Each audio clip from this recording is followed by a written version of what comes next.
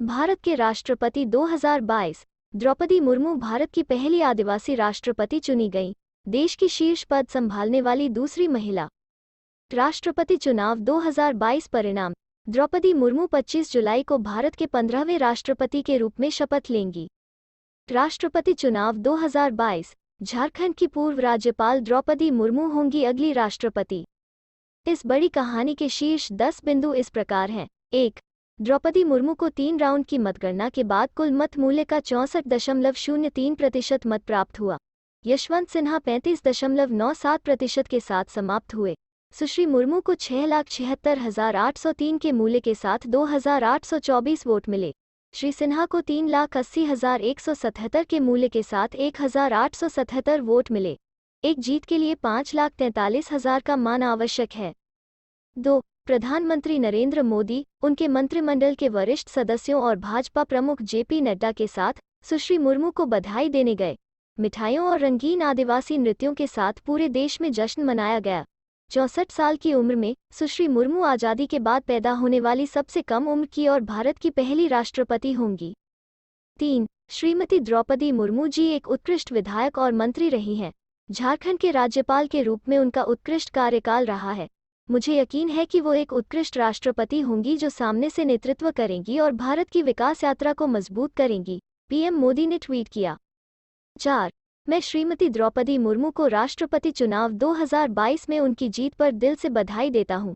मुझे उम्मीद है, वास्तव में हर भारतीय उम्मीद है, कि भारत के 15वें राष्ट्रपति के रूप में वो बिना किसी डर या पक्षपात के संविधान के संरक्षक के रूप में कार्य करती हैं। मैं मेरे साथ शामिल हूं। साथ ही देशवासियों ने उन्हें शुभकामनाएं दी। विपक्षी उम्मीदवार यशवंत सिन्हा का एक बयान पढ़ें। 5. राज्यपालों, कैबिनेट मंत्रियों, मुख्यमंत्रियों और विभिन्न राजनीतिक दलों के नेताओं ने सुश्री मुर्मू के लिए बधाई संदेश भेजे। कांग्रेस अध्यक्ष सोनिया गांधी, पश्चिम बंगाल की मुख्यमंत्री ममता बनर्जी और राकांपा प्रमुख शरद पवार समेत विपक्षी नेताओं ने भी उन्हें बधाई दी। 6. ओडिशा के रायपुर, सुश्री मुर्मू का गृहनगर, जैसे ही रुझान स्पष्ट हो गया, जश्न मनाया गया। 7. एनडीए की ओर से सुश्री मुर्मू, झारखंड की पूर्व राज्यपाल और ओडिशा की एक आदिवासी महिला की पसंद ने विपक्ष के बीच दरार पैदा कर दी और नवीन पटनायक की बीजू जनता दल और जगनमोहन रेड्डी की वाईएसआर कांग्रेस जैसे गुटनिरपेक्ष दलों को साथ ले लिया। इस कदम को आदिवासी समुदाय के लिए एक बड़े राजनीतिक संदेश के रूप में भी देखा जा रहा है, जिसे हाल ही में भाजपा से मोहभंग के रूप में देखा गया था। 8. मतदान के आंकड़े भी विपक्षी सांसदों और विधायकों द्वारा सुश्री मुर्मू के पक्ष में काफी मात्रा में क्रॉस वोटिंग का संकेत देते हैं, जबकि पार्टियों ने एक उम्मीदवार या दूसरे के लिए समर्थन की घोषणा की है। राष्ट्रपति चुनाव में क्रॉस वोटिंग के लिए कोई दंड नहीं है। 9. जबकि क्रॉस वोटिंग की मात्रा पर अभी तक कोई ठोस डेटा उपलब्ध नहीं है। कई राज्यों में भाजपा ने दावा किया कि विपक्षी विधायकों ने अपनी पार्टियों के साथ तालमेल तोड़ दिया। असम के मुख्यमंत्री हेमंत बिस्वा शर्मा ने ट्वीट किया, श्रीमती द्रौपदी मुर्मू को 126 सदस्यीय असम विधानसभा में एनडीए की मूल संख्या 79 की तुलना में 104 वोट मिले, 2 अनुपस्थित।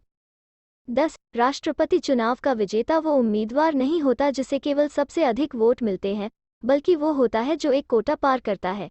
यह कोटा प्रत्येक उम्मीदवार के लिए डाले गए वोटों को 2 से विभाजित करके और उसमें 1 जोड़कर निर्धारित किया जाता है, मूल रूप से 50% से अधिक। अगर कोई इसे पहले पार नहीं करता है, तो मतपत्र पर चिन्हित बाद की प्राथमिकताएं चलन में आ जाती हैं।